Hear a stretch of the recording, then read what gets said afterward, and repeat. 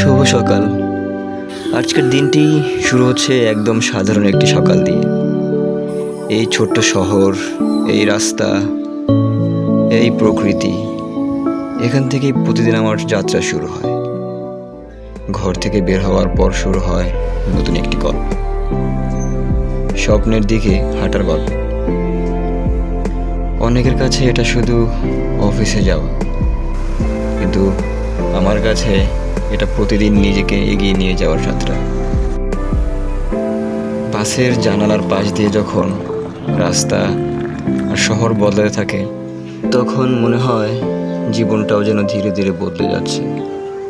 প্রকৃতির শান্ত পরিবেশ থেকে প্রযুক্তির ব্যস্ত দুনিয়ায় প্রবেশ। আর এভাবেই দিন সপ্তাহে, সপ্তাহ মাসে এবং মাস বছর পরিণত হয়। অফিস শুধু কাজের জায়গা না, এটা এমন একটি জায়গা যেখানে প্রতিদিন নিজের ভবিষ্যৎ তৈরি হয়।